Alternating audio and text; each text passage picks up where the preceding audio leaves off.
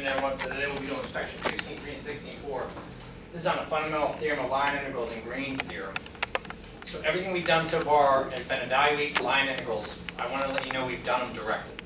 So that's when we use the word directly. Every line integral that we evaluated so far, we evaluated these line integrals directly.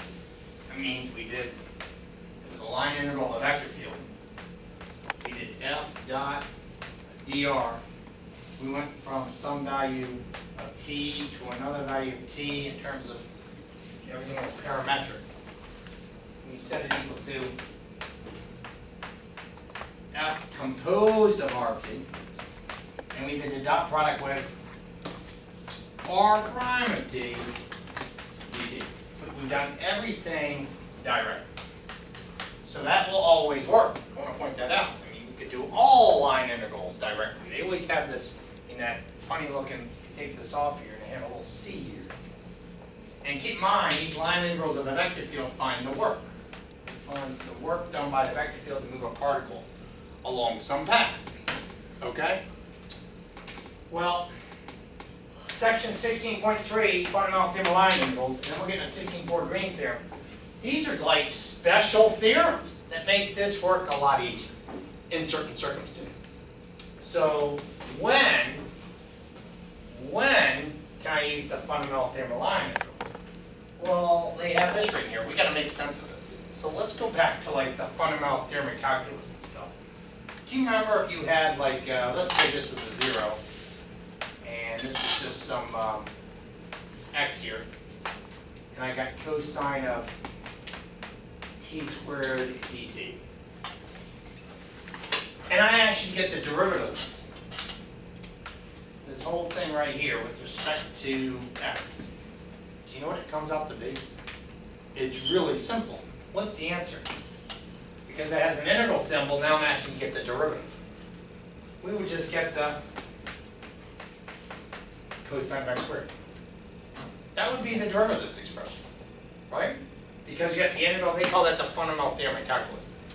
The fundamental theorem of calculus. But that was back in Calc 1. Well, this is very similar. What we're saying is, we can bypass all that math we were doing if we can realize we got this going on right here. I have f equal to del f. That's the gradient of a function. So I'm going to give you a vector field. Here's one. Just some simple ones.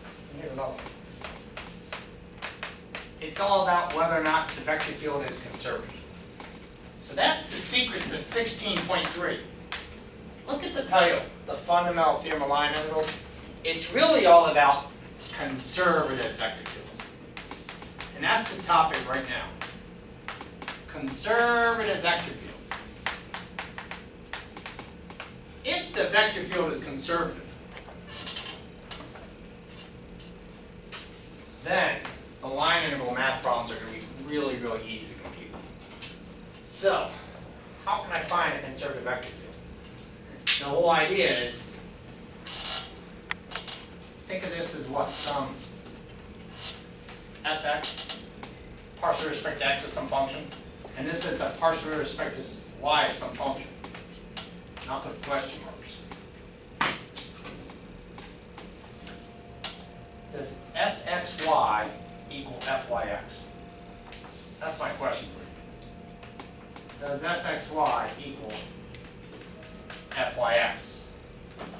In this case, what's the derivative of x? There's the x component. What's the derivative of this with respect to y? Just a 1?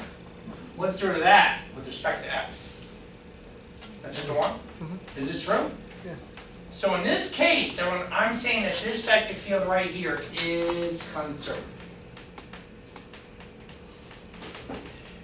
You go, it is? Yeah, because remember Clause's theorem? If fxy equals fyx, right? That will always be true. So we're noticing that that means that there is some potential function. There's a potential function, some function of x and y. Look at my notation, that was a vector field. There's some potential function of x and y that we can create where that's the partial with respect to x and that's the partial with respect to y. So did you notice I started with question marks here?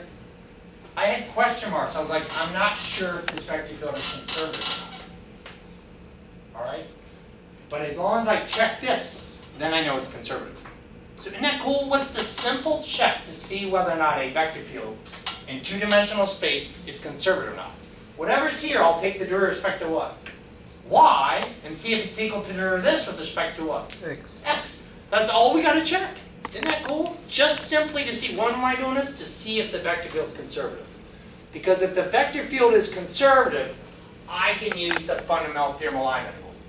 It'll make maybe a 10-minute problem turn into a 30-second problem. Isn't that cool? So that's what it's all about. This section, I know they call it fundamental theorem of line integrals, but it's really about conservative vector fields. It's really about conservative vector fields. That's what this is all about.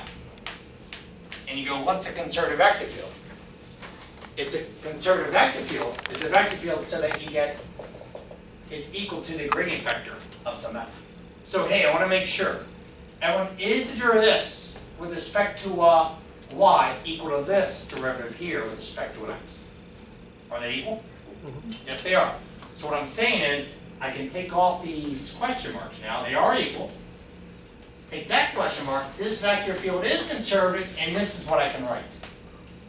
Now, we haven't done this in a while, but you'll get used to it. That's what I mean.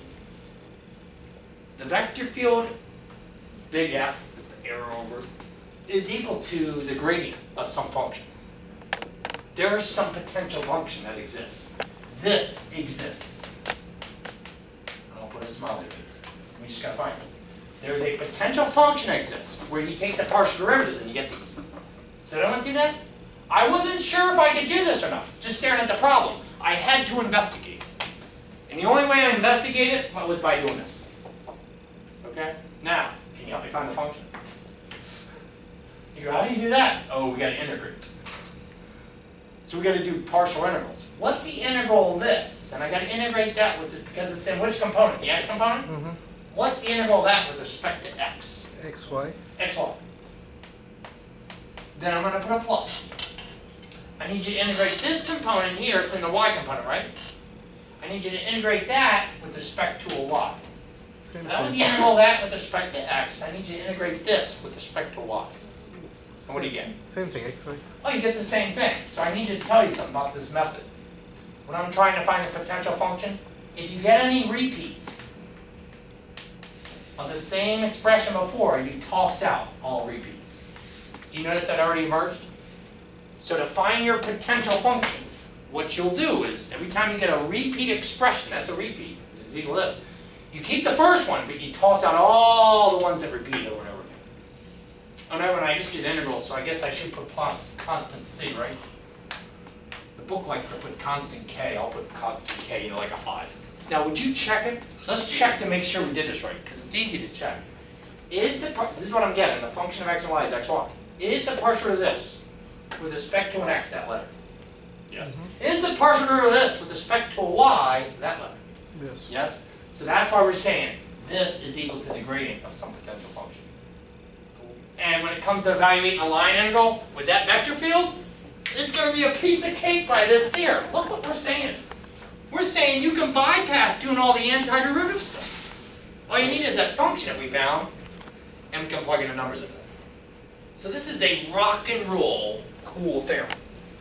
But I have to emphasize, it only works if your vector field is conservative. Okay, so see all these words? I wanted to write out all the words from the textbook. See all the words on here? The key is, you're like, is the vector field conservative? If my vector field is conservative, I can apply the fundamental theorem of line integrals. And then we'll work the problems. Because it's going to be easy math. This is all we'll have to do. Here, call this the endpoint. F of endpoint minus f of initial point. How about that? That's what we'll find. F of endpoint minus f of initial point. In terms of some math. Alright? Now, come over here. Is this vector field conservative? That one was.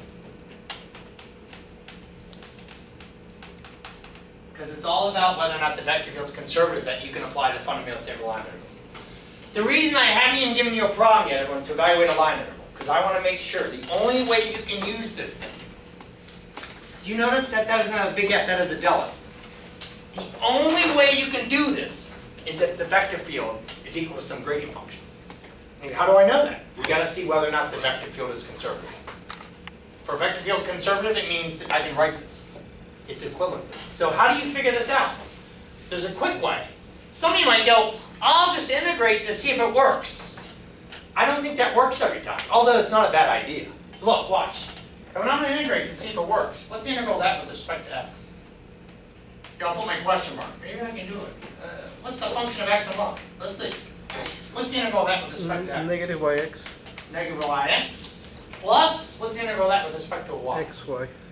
What happened? 0. 0. You see, this isn't working, is it? But I want to give you a quick. You could do it, you could look at it, explore it that way, but the best way to find out whether or not a vector field is conservative for a two-dimensional vector is to do this. Is to think of this as a what? You're possibly, question mark in fx, you're possibly in fy, and what did Clairaut's theorem say? That fxy had to equal 1. fyx. And if these are not equal to each other, the vector field's not conservative. It's a quick check. That's what I'd like you to do. Okay? So what's the derivative of that right there with respect to y? What's the derivative of that with respect to letter x? Are these equal? No. No. This vector field is not conservative. So rather than doing this first, we should look at it that way first. So don't do this. But if these check out, then go find a potential function.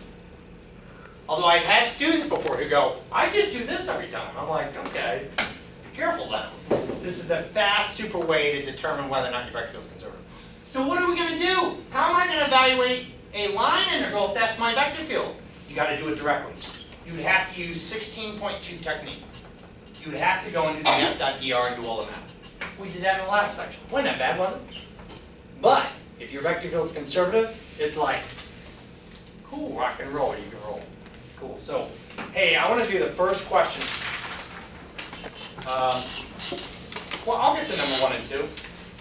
I just want us to look at this problem here. This is number 5. Hold it back. So I'll get all this out of the way. They want us to evaluate a line integral. All right. What's the line integral number 5? And when they wrote this, they want us to evaluate that. That's called a line integral of a vector field. By the way, do you recall this finds work? So I just want to point out, this finds the work. The work done by the vector field. It's called a line integral vector field. They want you to evaluate this. All right, evaluate this line.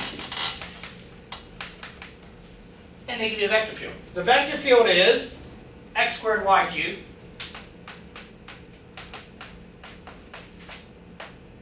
and x cubed y squared. Cool. Okay. What's the curve? That C represents the curve, right? You call these line integrals. They're really curve integrals, aren't they? How about some curve? Well, what's C? C is the curve represented by, they've got a RT equals t cubed minus 2t, comma, 2 cubed plus 2t. Okay, and you got to go from what t values? 0.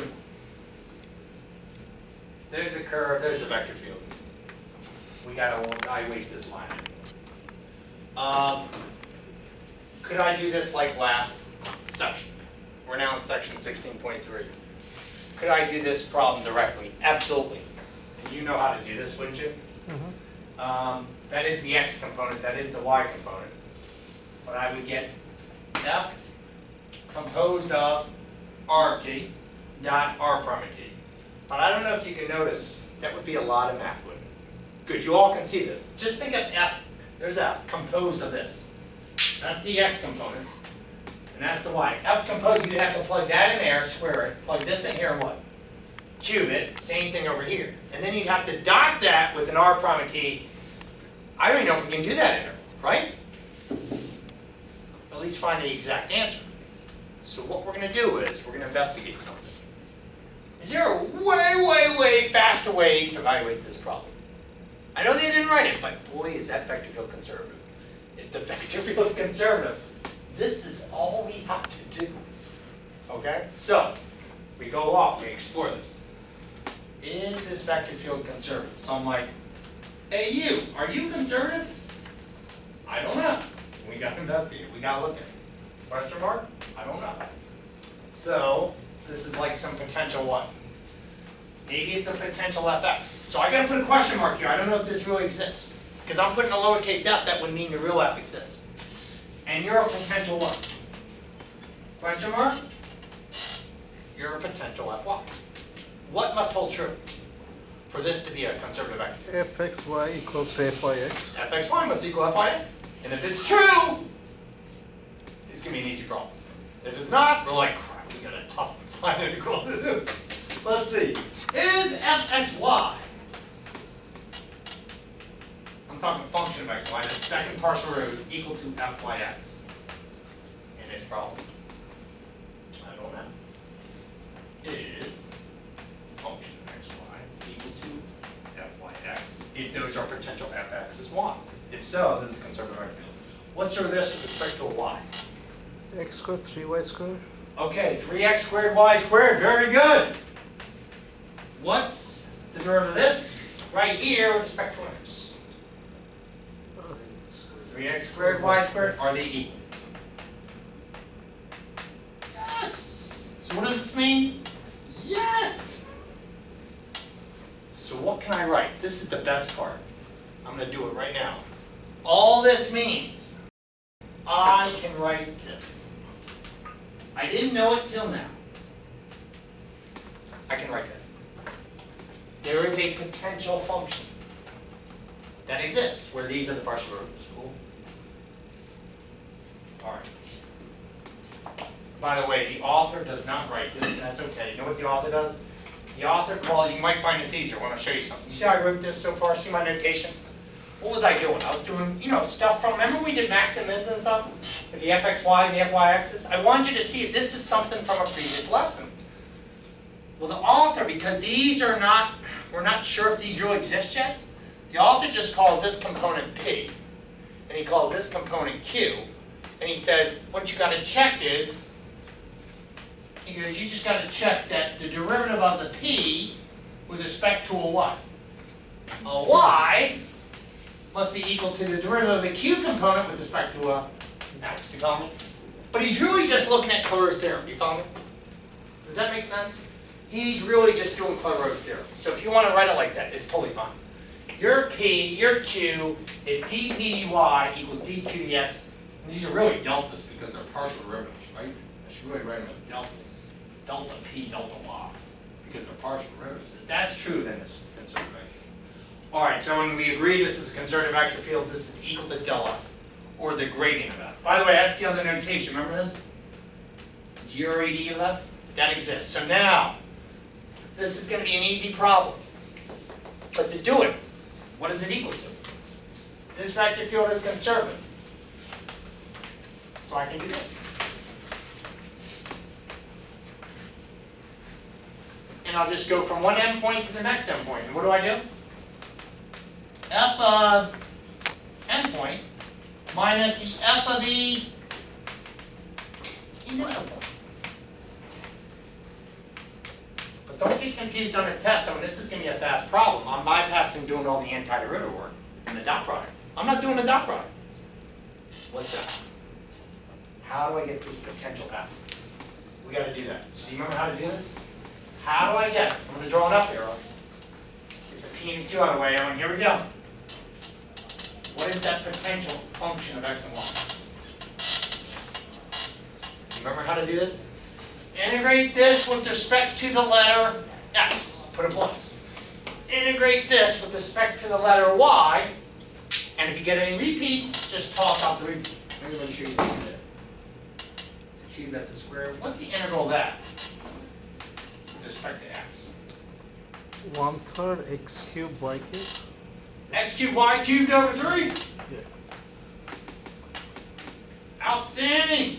Plus, now integrate this X. with respect to y. It's a partial integral. And integrate that with respect to the letter y. Same thing. Same thing. So do I leave both of them? Do I add them together? No. Just You toss out any one. repeat. Yep, so I'm gonna write down, if you can, sometimes it helps when you, even in your notes, because you'll go back and look at this a week from now and go, why did I toss it out? I'm gonna write, this was a repeat of the same expression there, so we'll just go, we don't count you twice. And you would notice the derivative wouldn't work out anyways. Oh, and should I put the plus constant? Plus constant, there's the potential function. All right, now, what's this answer? Get f of endpoint minus f endpoint. What's the, there's f.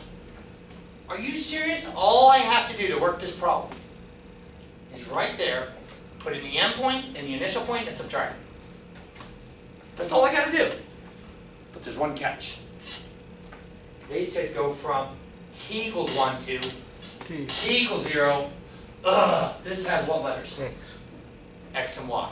So here's the big secret. I don't want this stumped you on the test. I'm definitely going to plug some numbers in here. I'll put them there, and I'll put them there. But what are the X and Y's when P is 0? And what are the X and Y's when T is 1? So can you help me out? I encourage you to make your own little table. Here, right on the test, go. This is going to be, let's call it my table. Make your little table, and you know what you're going to put in there? A row for T, and a row for X, and a row for Y. This is the mystery.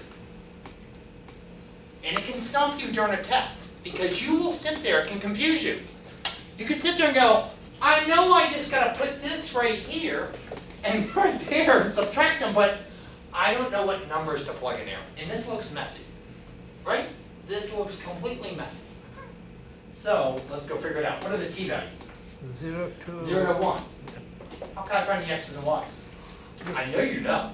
Yeah, just They're right there. That's the x. See, that's what's missing. That's the x component, right? That's the y component. Let's start. What's going on at 0? What's 0 minus 0? 0. 0.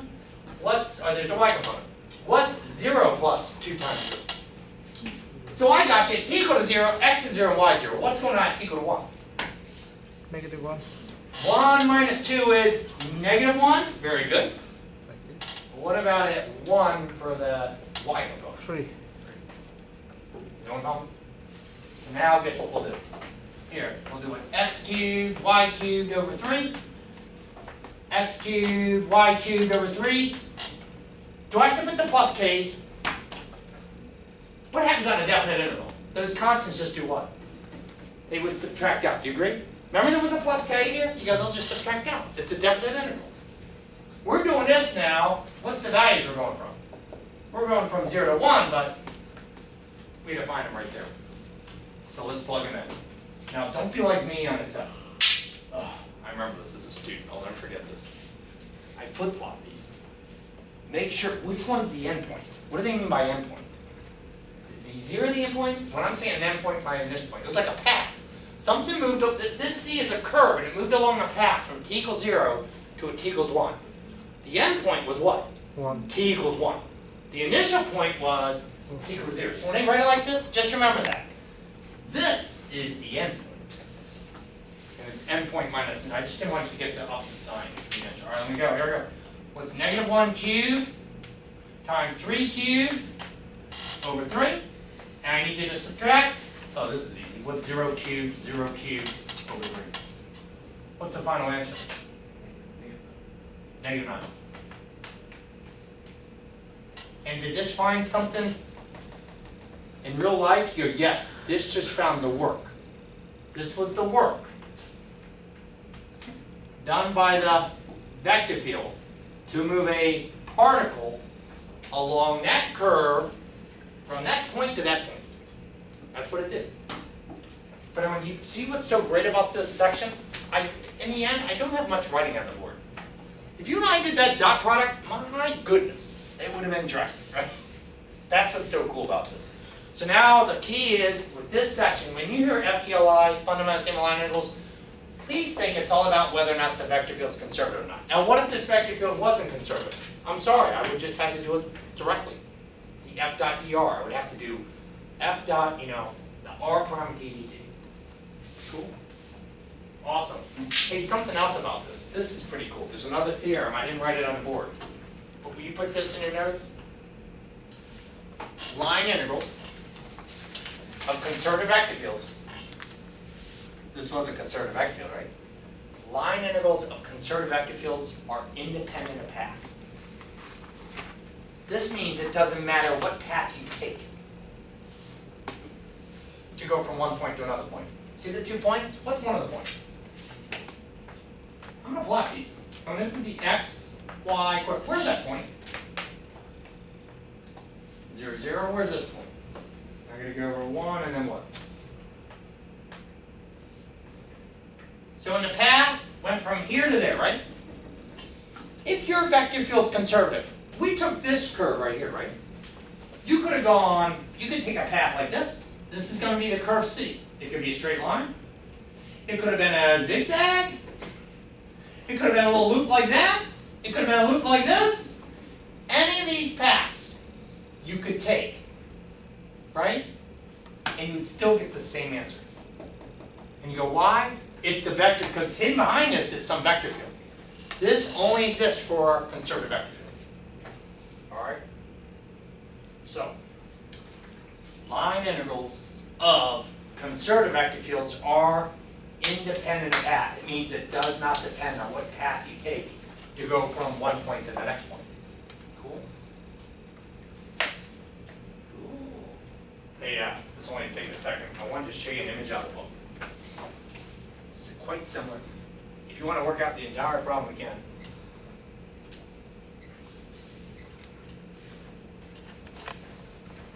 it's quite similar to this. Section 16.3 on line integrals. Can I erase that? Okay, cool.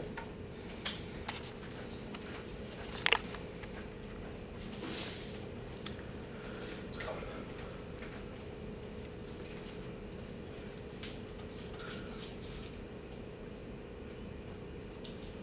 in. Yay! The problem, everyone, is number 11.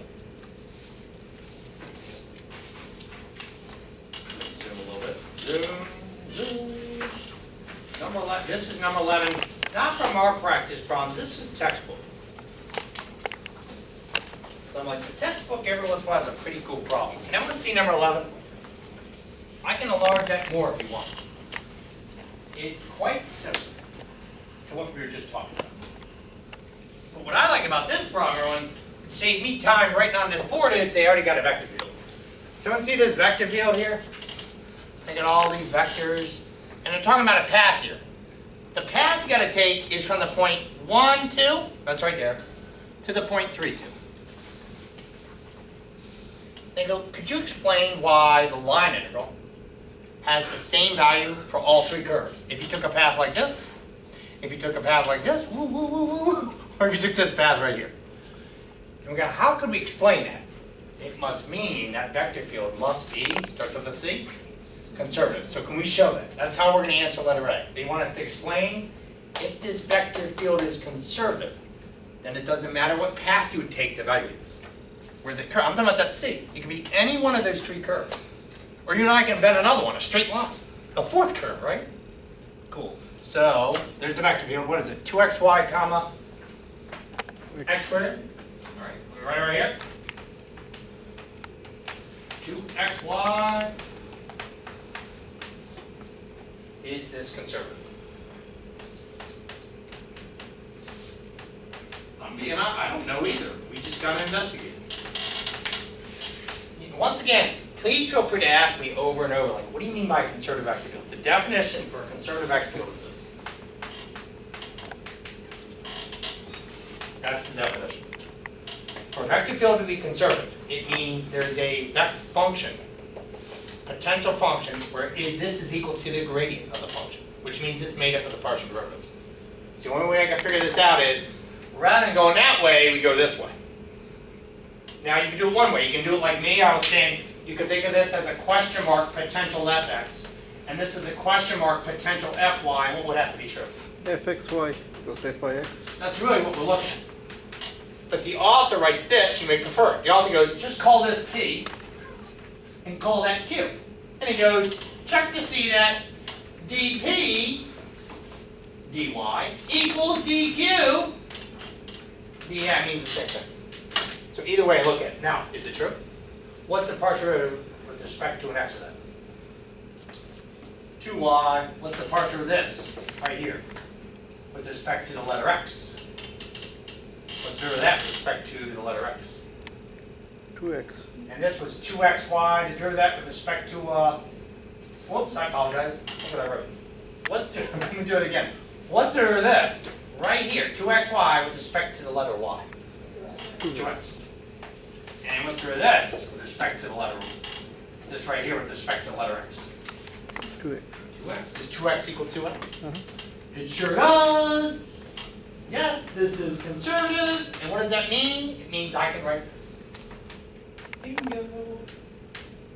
Now we've shown enough, we have enough information to answer letter A.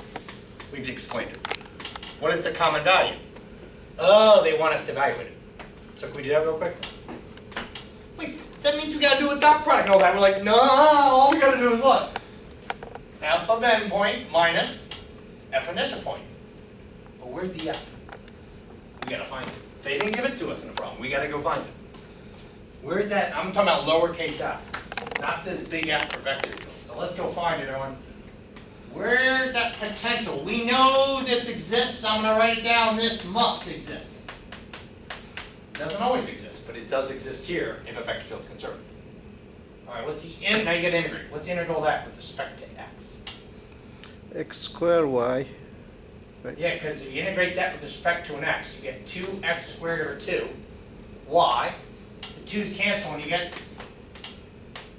now integrate that with respect to a y. X squared y. Any repeats? Yes. I didn't want you to think you always get repeats, but the last 3 examples we got the what? The repeats, so we toss it. And there's your, everyone, all we're going to do is, to answer this question, I'm going to plug me in with the points for what? 3, 2, and 1, 2. That's all we got to do. I love this. So I'm going to write this down. It doesn't take much writing either. First of all, look what I did. I said do that. And now, all I have to do is f of n point minus f of initial point. Hey, you can write it like it's written right here. You can write it like that if you want. So, there's f. And what's x squared y minus x squared y? Oh, they were nice this time. They give us the points. What were the points? 1, 2, and 3, 2. So when I need you to plug 1, 2, and 3, 2, just be careful. Where am I plugging the 1, 2, and where am I plugging the 3, 2? 3, 2 is the end point, right? 3, yeah, it went from 1, 2 to 3, 2. This was the point. So it started here and it ended there, the path. So plug in 3, 2, subtract, plug in 1, 2. Fundamental table line. So I'm going to need you to plug the point 3, 2 into that thing, and I need you to plug in a point 1, 2 into that. What do you get when you plug 3, 2 in there? 18 minus 2. Yeah, so 2 squared is 4. 4 times 3 is what, 12? No. 3 squared. Oh, 3 squared 9 and 2, 18? 18, yeah. Minus 2. 2. What's the answer? And we'll go back. So we're saying that when you take this path right here, the work done by the vector field to move a particle along this curve would be 16. What if you took this path? Same, right? The work done by the vector field to move a particle from here all the way to, would be 16.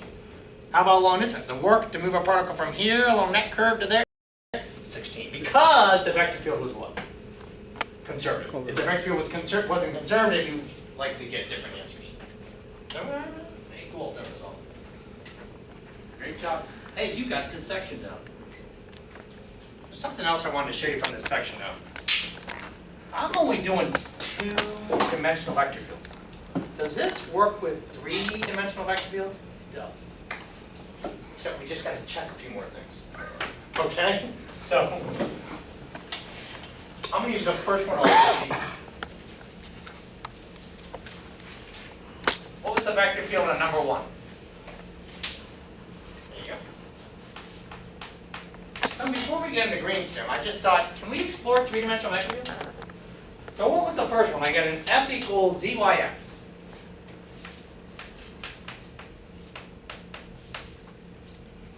Is this conservative?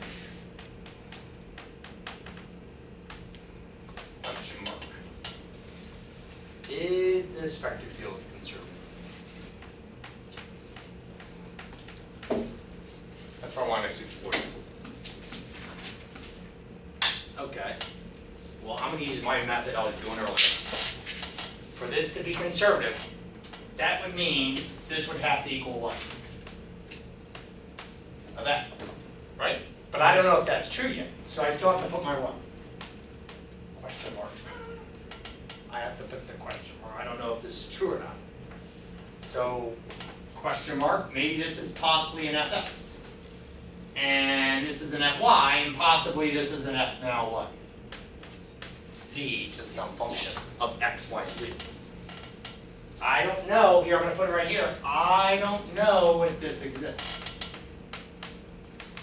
I'm going to put a question mark here. I don't know if that function of x, y, and z exists. Now before it was easier, I just did this what? fxy equals fyx. This is almost as easy, but we just got to check a couple pairs. Like what's one thing I have to check? I'd have to check what? fxy. fxy would have to equal fyx. You have to check that. But you're going to notice you got 3 more checks. What else would you have to check? You fx get that pair. What's another pair? fyz. fyz would have to equal fxy. fzy. zy. And there's one more check. It's okay. This takes 3 times as long as the last problem. So what? It won't take that long. And what's the other pair I'm looking at? fxz, second derivative, right? These are second partial derivatives, would have to equal fzx. But I'm telling you, you and I check all 3 of these, and they all come out as check, check, check. That vector field is conservative. We could do line integrals in an easy way by using the fundamental integral line. And then we could say, oh, those line integrals are independent of path. All right, so let's see. Oh, and if you want, I should write this like the author too, because this gets a little sloppy. The author calls this what? P and Q and R. We're really just checking, does dP dy equal dq dx? Does dP dz equal dry? And lastly, what would this be? Does fxz dp dz equal the dr dx? Well, let's go see. What's the derivative of that with respect to a y? zy. Wouldn't it be 0? Didn't have a y in it. Do you agree? Oh yeah. Cool. What's the derivative of that with respect to x? 0. Hey, we're 1 for 1. Come over here. We're 1 for 1. That's true, right? What's the derivative of this right here with respect to a z? 0. What's the derivative of the z component right here, the z component, with respect to a y? Hey, 2 for 2. Well, if 2 work, another one doesn't, it's not conservative. We got to make sure this is conservative. Is fxz to fzx. So what's the derivative of that? Aha, with respect to a z. 1. Sound agree? And what's the derivative of this component right there with respect to an x? Is this vector field conservative? No. Yes, it is. Yes, it is. Yes. Woohoo, it is. Oh, they've all 3 of them don't have to be 0. They've all. No, they do, very good question. They don't all have to come out as 0. They just have to come out as equivalent. Oh, okay. Now, this is a lot of funny, sloppy writing, isn't it? But I want to tell you, you might prefer to do this because this is what we cover tomorrow. This is really a preview to what we're doing tomorrow. They just use something called a curl vector to do this. That's all we got to check. Now, can you help me find that potential function there? What's the method? Integrate that with what letter? With respect to a x, put a plus. Integrate that with respect to a y, put a plus. Integrate that with respect to a z, and put a plus k. If you get any repeats, toss them. Let's try it. Let's integral that with respect to x. Zx. All right. Now I'll write it in alphabetical order just to stay organized. We know this exists, so I can get this question mark on. This exists. You exist. We know it. We just proved it. It exists. Plus, let's integral that with respect to a y. Y square over 2. Good job. Now let's integral that with respect to a z. Xz. Now look it over carefully in case you write an answer like this on the There test. will repeat. Be looking out if you got any repeats. Do I have one? Yes. So you keep the original and just toss this one. But don't toss that, that was different, right? And can you check this? So when we check the derivatives, we should get the derivative of all this with respect to x should be that. And the derivative of all this with respect to y should be that. And the derivative of all this with respect to z should be that. And then could you evaluate the line integral? Oh yeah, just do f of y. 1 point bar image. Cool. Awesome. Now, everyone's okay with all that? Nice. Now here's my question. Is the line integral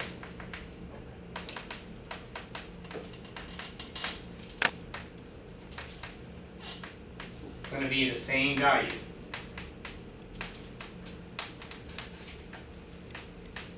for different paths from one endpoint to another endpoint? Will it always be the same in that vector field? Yes. Just like that example I had up there. Because the vector field's what? And sorry, does not matter on the path, it's independent of the path. So the line integral, in other words, the way I wrote this, is the line integral going to give the same value for all different paths that we take? Yes. So we're saying this line integral is independent of path. So I just want to point that out. There you go. It's independent of the path. When I'm talking about the path, the curve C. It doesn't matter. Does not matter what curve you take. Whee! Hey, number 2. What did I have there? F of x, y, z equals negative y, x. All right. And would you check that? Is that vector field conservative? Is this vector field conservative? I'll get that out of the way.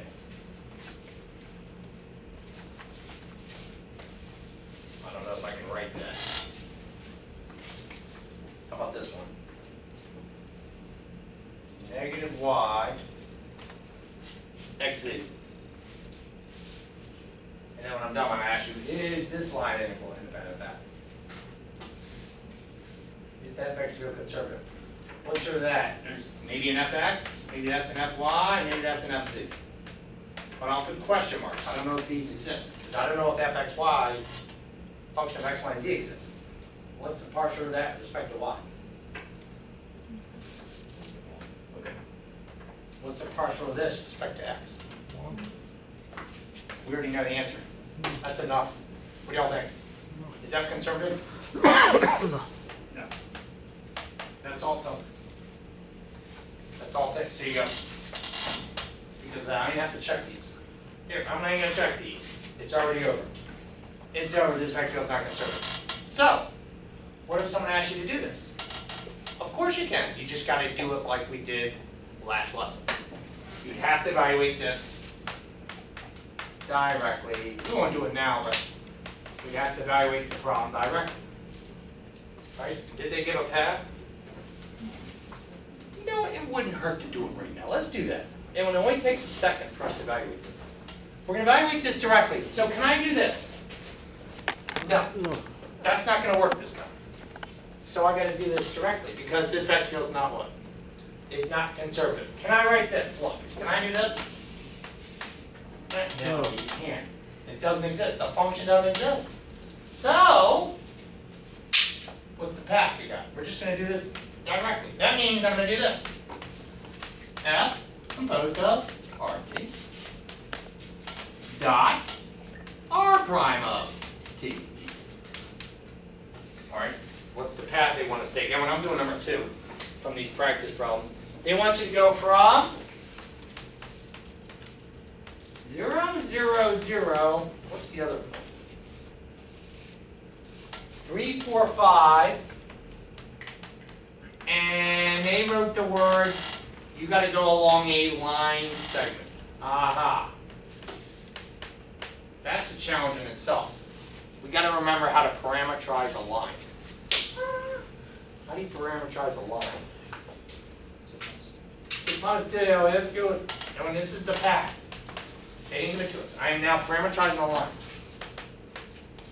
There's my x, there's my y, there's my z. This is the R of T. So 0, 0, 0, and a plus, and a plus, and a plus. What goes in front of these t's? Right in front of all those t's is the parallel vector. And to get the parallel vector, we do tip minus tail. What's 3 minus 0? 3.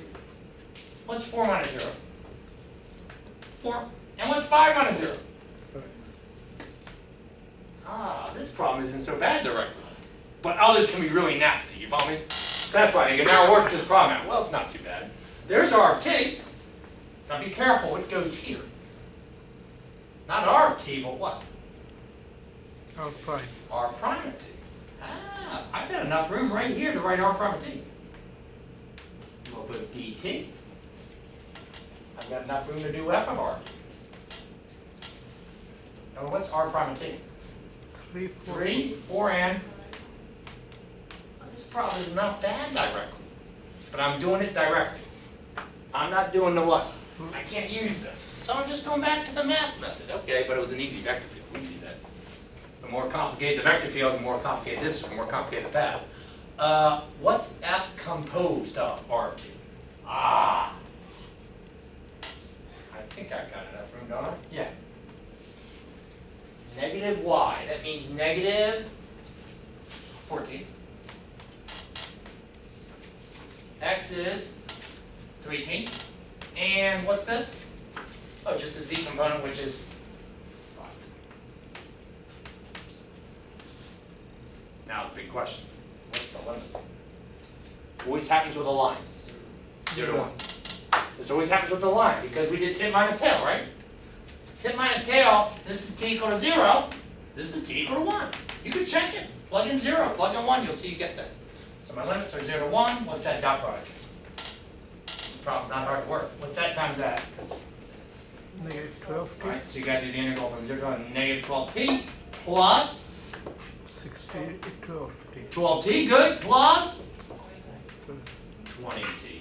Oh no, 25. 25t dt. Any suggestions how to work that integral? Just 25t. Knock these out. What's the integral of 25t? 25 Well, over t 2. squared over 2, plug a 0 and a 1 in there. What's the work?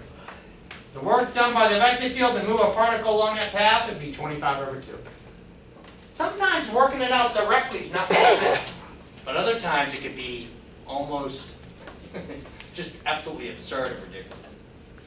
So this comes in handy sometimes, doesn't it? But we couldn't use it there. Awesome. Now, we'll move on to this. This is rock. Oh, before I do green, there's one problem I need to show you. It gets people in tests. What about when they give you a table? So I'm going to write this out. You have this table here. I can actually pull up there. Is that number 6? Okay, I'll write it out. There's not much time, not much work to put this together. I was going to put on the overhead, but this table's small. This is x, and this is y, and we have a table here. The values are, I'm doing number 6, 0, 1, and 2. Okay, and these are the x values, 0, 1, and 2. And they give a table of all the x and y coordinates. This is 1, this is 5, that's 19, 2, 8, 25, and 3, 13, 32. Okay.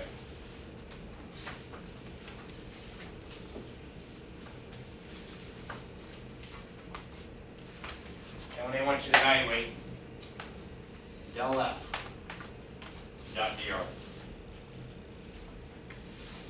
Here's C. The curve C is R t equal to t squared plus 1 t. And you got to go from 1 to 0. They want to evaluate this. They write down an f as a function with a continuous gradient and with values f of x, y given in the table. So and here's the function of x and y values.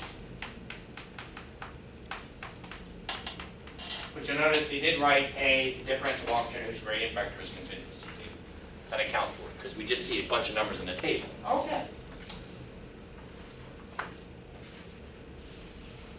There's the function values. What's the fundamental theorem line interval say? I'm going to work this problem, everyone. This equals it. This equals f of endpoint minus f of initial point. True? Oh. Well, what can happen during a test? What's the endpoint? What's the initial point? How do I find it? Look at all these numbers. Am I going to guess? Is that the endpoint? Is that the initial point? Is that the endpoint? Is that it? How do I find this? And it's something about this path given.